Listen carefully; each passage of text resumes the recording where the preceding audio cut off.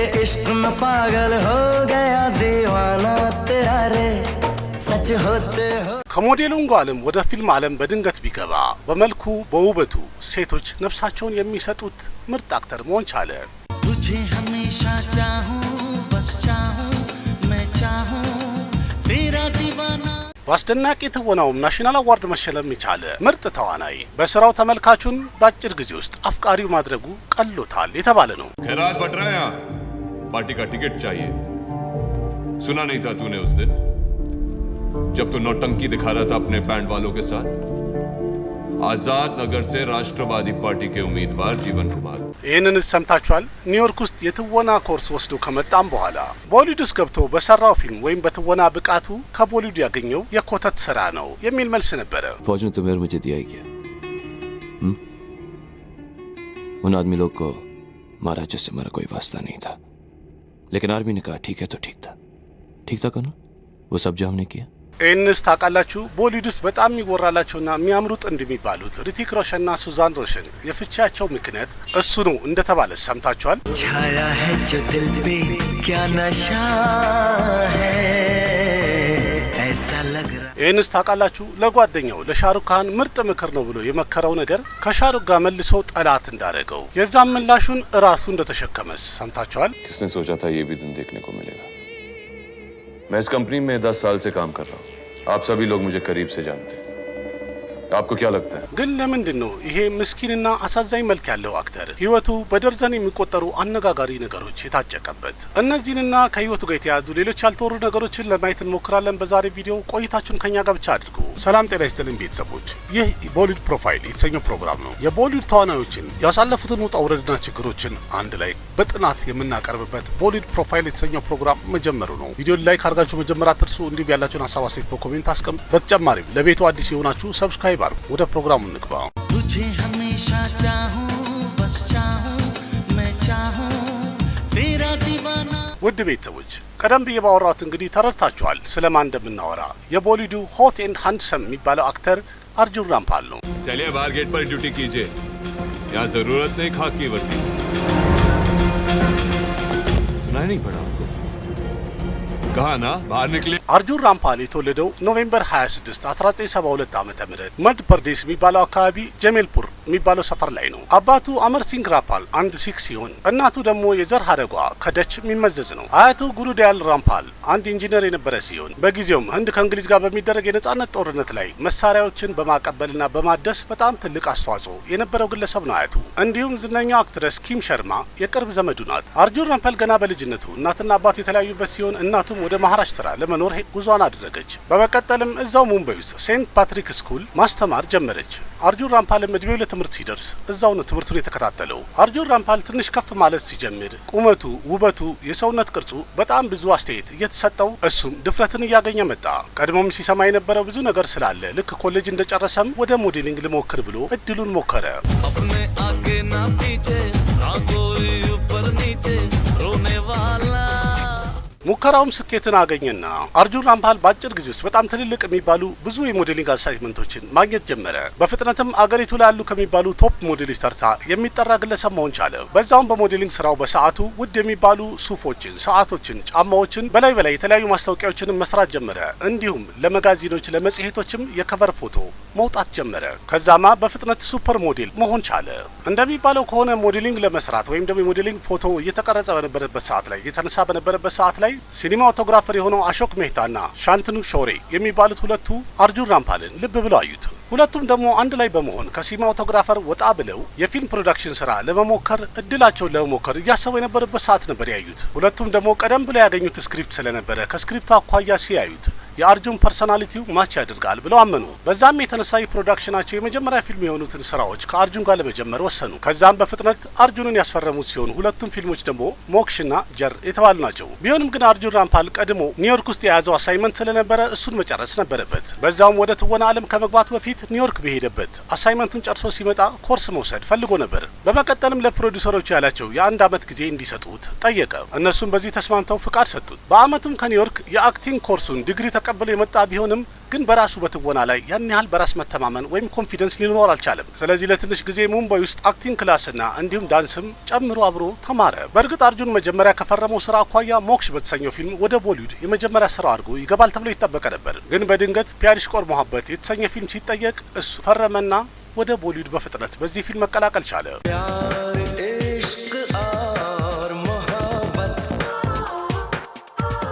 በሰዓቱ ፊልሙን እየሰራ የነበረው ራጂቭ ራይ የተባለው ዳይሬክተር ነው። በፊልሙ ላይ ደግሞ ተዋናይ የነበረችው ሞኒካ ቤዲም አብራው ነበረች። በሰዓቱ የወጡ መረጃዎች እንደሚያሳዩት ከማፊያዎች በደረሰ ማስፈራሪያና ዛቻ ዳይሬክተሩ ያለ ፍላጎቱ ሞኒካ ቤዲን በፊልሙ ላይ አስተውኗታል። ፊልሙ በአጠቃላይ ማለት ይቻላል ቀረጻው በውጭ ሀገር ነበር የተደረገው። በጣም ትልልቅ ሰዎችም በፊልሙ ላይ ተሳትፈዋል። የሌሎች ተዋናዮችን መኖር ሲያይ ደግሞ አርጁንም በዚህ ፊልም ወደ ቦሊውድ መግባቱ የተሻለ ነው ብሎ ስላሰበ ይህን ፊልም አስቀድሞ ሊሰራ ችሏል። ፊልሙን በሚያስገርም ሁኔታ ፍሎፕ ሆነ። የተለያዩ የፊልም ሀያሲያን ክሪቲክሶች በአጠቃላይ የአርጁን ራምፓል ትወናውን ኮተት ነው፣ ፈርኒቸር ነው ብለው ጠርተውታል። प्यार इश्क और मोहब्बत क्या है जानते हैं आप?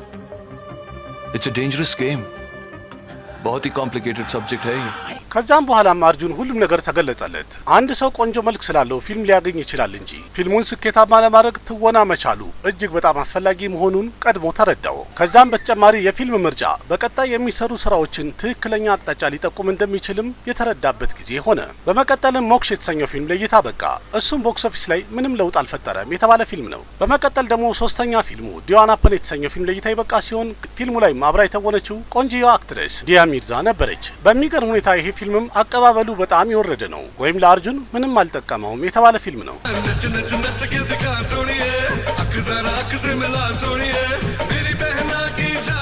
አርጁን በሰዓቱ ፊልሞችን በላይ ቶሎ እያገኘ ነበረ፣ ግን አንዱን ፊልም ስኬታማ ሊሆንለት አልቻለም። ይሄ ነገር ደግሞ በጣም እያስጨነቀው ነበር። ተጨማሪም ደግሞ የፊልሙ ፍሎፕ መሆን ወይም መውደቅ፣ መክሰር በአጠቃላይ አርጁን ትወና ስለማይችል ነው የሚለው ሰበብ ወደሱ እያተኮረ ወይም እያደላ መጣ።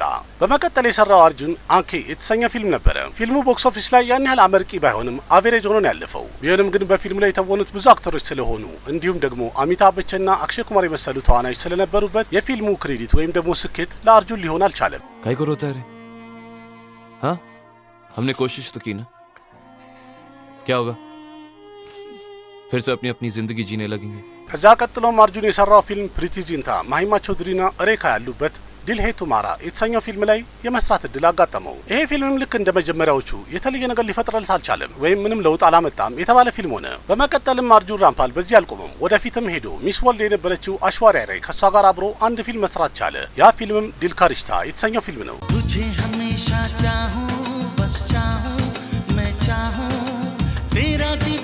ፊልሙ ለእይታ በበቃ ሰዓት ላይ በጣም የተወራለትና እጅግ በጣም አነጋጋሪ የተባለ ፊልም ቢሆንም ቦክስ ኦፊስ ላይ ግን ይህን ያህል ስኬትን ያስተናገደ አይደለም። በተከታታይም በጣም ብዙ ፊልሞች ፍሎፕ እየሆኑበት ስለሄዱ የአርጁን ራምፓል የስራ ህይወቱ በአጠቃላይ ማብቂያው ደረሰ የሚባልበት ጊዜ መጣ።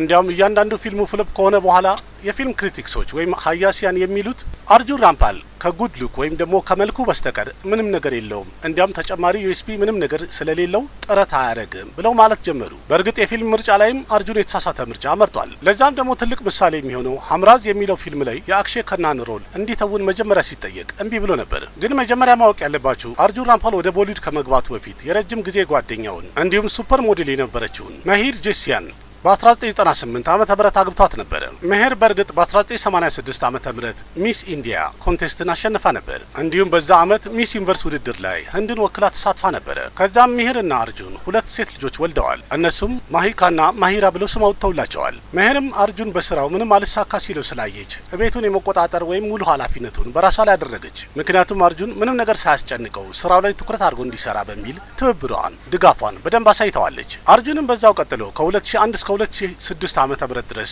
14 ፊልሞችን በላይ ደርድሯል። ግን በሚያሳዝን ሁኔታ አኬ ከሚለው ፊልም ሌላ ምንም ጥሩ ቢዝነስ ሰራ የሚባል አይደለም። ይሄ አኬ የተሰኘው ፊልምም አቬሬጅ ሆኖ ለዛው። በመቀጠልም በ2006 ዓመተ ምህረት ከሚስቱ ጋር አንድ ላይ በመሆን አንድ ፕሮዳክሽን ካምፓኒ ማቋቋም ችለው ነበር።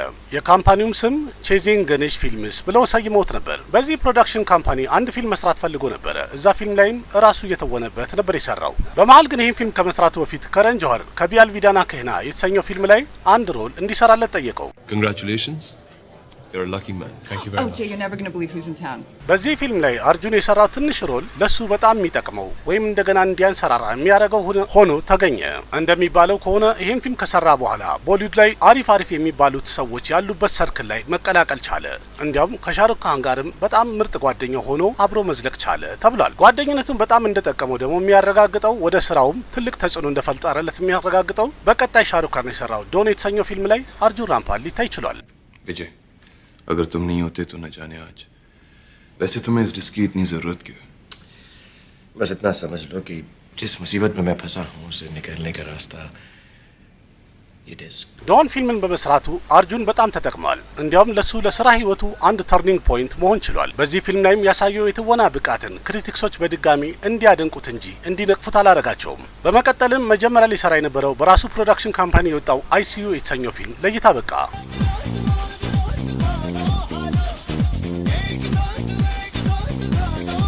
ቢሆንም ግን ፊልሙ ፍሎፕ ነው የሆነው፣ ተቀባይ አላገኘም። ከዶን ፊልም ስኬት በኋላ ሻሩክና አርጁን ራምፓል በጣም ጓደኛ መሆናቸውን በፊልም መንደር ላይ በጣም በኃይለኛው የሚወራ ነገር መሆን ቻለ።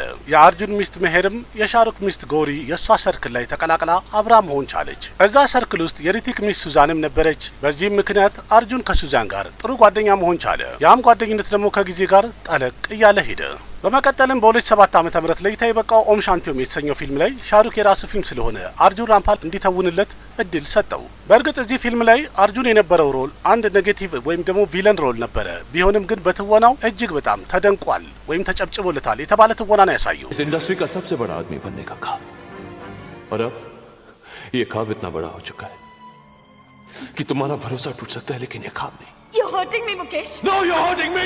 አርጁንም በስራው በዛው ቀጥሎ በ2008 ዓ.ም ለእይታ የበቃው ሮኮን የተሰኘው ፊልም ላይ አርጁን ያሳየው የትወና ብቃት ቦሊውድ ላይ ስመጥር ከሆኑ ወይም አሉ ከሚባሉ አክተሮች ተርጣ ስሙ እንዲጠራ ሊያደርገው ቻለ። እንዲያውም በፊልሙ ላይ ላሳየው ትወና በአመቱ ቤስት ሰፖርቲንግ ሮል ፊልምፌር አዋርድ እና እንዲሁም ደግሞ ናሽናል አዋርድም ሊሸለምበት ችሏል።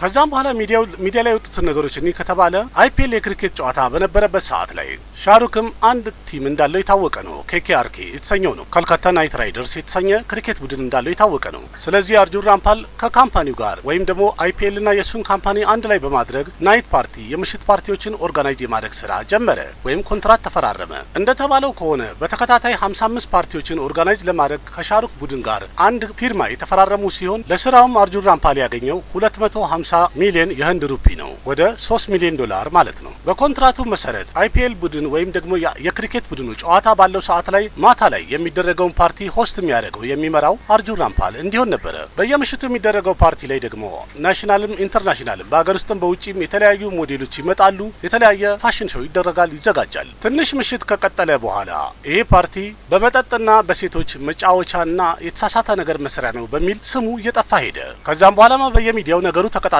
በጣም ሊወራ ቻለ። እንዲያውም ብዙዎቹ ያሉት ክሪኬት ተጫዋቾቹ ከጨዋታቸው የበለጠ የምሽት ፓርቲያቸው እያስጨነቃቸው ጨዋታ ላይ እየተዳከሙ ነው እያሉ ቅሬታ ማቅረብ ጀመሩ። ይህም የሚዲያው ወሬ በጣም ኃይለኛ ስለሆነ 2010 እስከሚደርስ ድረስ IPL ኮሚቴ ወይም ደግሞ የክሪኬት ቡድን ኮሚቴ በአጠቃላይ የምሽት ፓርቲዎቹ እንዲከለከል አወጁ።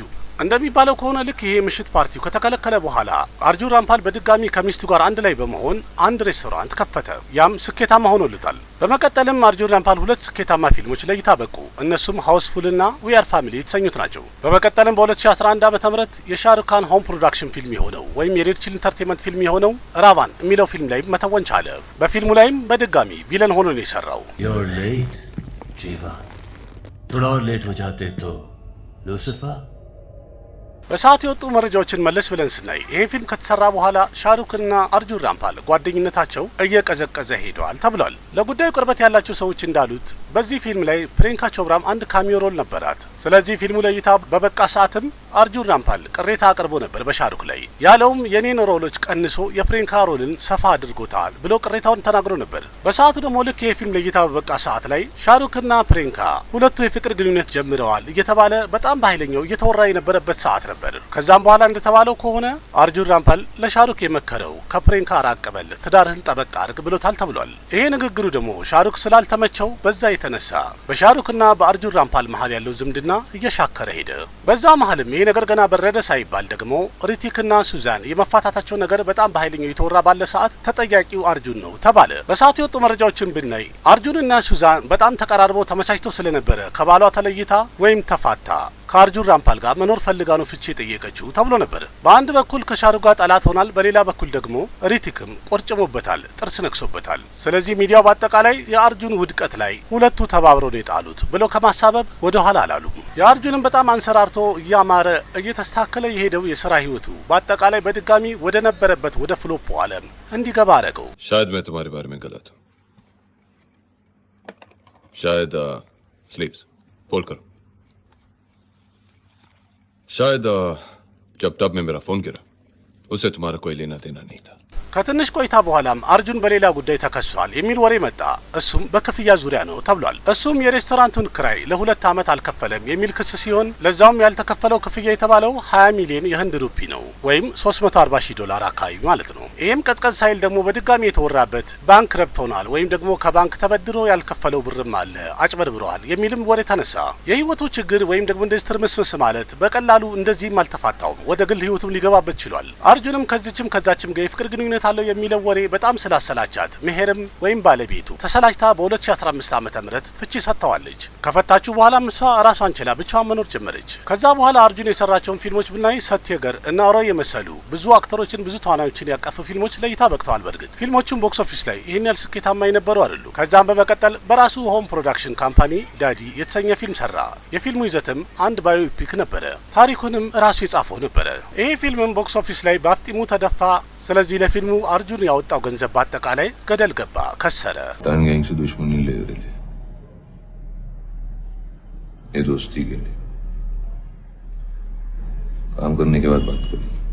ከዛም በኋላ የአርጁን ህይወት በጭንቀትና በዲፕሬሽን የተሞላ ሊሆን ቻለ። ግን በድንገት ወደ አርጁን ራምፓል ህይወት የሳውዝ አፍሪካዋ ሞዴል የሆነችው ገብርኤላ በድንገት ልትቀላቀለው ችላለች። ገብርኤላና አርጁን የተዋወቁት IPL ፓርቲ በሚያደርጉ ሰዓት ነበረ።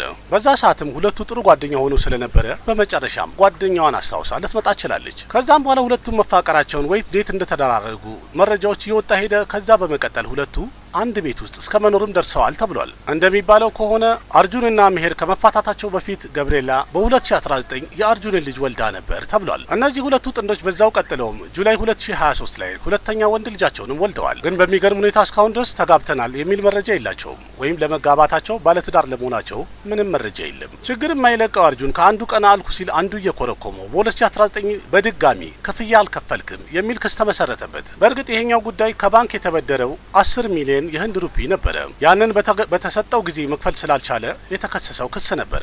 በመቀጠልም የአርጁን ራምፓል ህይወት በድጋሚ አነጋጋሪ ነገር ውስጥ የገባው በ2020 ዓ.ም ሱሻንት ሲንግ ራጅፑት ከሞተ በኋላ ናርኮቲክስ ዲፓርትመንት ወይም ደግሞ ከተዋናዮች ጋር የድራግ ጉዳይን ይጣራ የሚለው ትዕዛዝ የወጣ ሰዓት ላይ የዛን ጊዜ ኤንሲቢም የተለያዩ አክተሮችን በሚያጣራ ሰዓት ላይ የአርጁን ራምፓል ስምም ሊጠራ ቻለ። እንደተባለው ከሆነ ኤንሲቢዎች ወይም ደግሞ ፖሊሶቹ ሙምባይ ውስጥ ያለው የአርጁን ቤትን በፈተሹ ሰዓት ላይ በአይነታቸው ለየት ያሉ መድኃኒቶችን ሊያገኙ ችለዋል። በሰዓቱ አርጁንም ስለ መድኃኒቶቹ ከዶክተር የተሰጠውን የመድኃኒት ማዘዣ ወረቀት ቢያሳያቸውም ፖሊሶች ግን ወይም ኤንሲቢ ቢሮ በቀኑ እርግጠኛ አልሆነበትም። ጉዳዩን የያዘው ቢሮ በ2021 ዓ.ም ፋይል የከፈተ ሲሆን እስካሁን ድረስም አርጁን ራምፓልን በጉዳዩ ተጠርጣሪ አድርጎታል፣ ነጻ ነው አላሉ። በመቀጠልም የኤንሲቢ ቡድኖች የአርጁን ራምፓል ገርፍሬንድ የሆነችው ገብርኤላ የእሷ ወንድምን ኦጋሲስ የተባለው ግለሰብ ጉዋ ውስጥ አደንዛዥ እጽ ይዞ ሊያገኘው ችሏል። ኤንሲቢዎች ይህ ነገርም በጣም በኃይለኛው መወራት ሲጀምር አንድ ደብዳቤ ጽፎ ለጠቅላላ ሚዲያዎች የላከ ሲሆን እሱም ይሄ ጉዳይ እኔን የሚመለከት ስላልሆነ ከዚህ ጉዳይ ላይ ስሜን አንሱልኝ እንዳጠሩኝ ብሎ ነበር ያለው።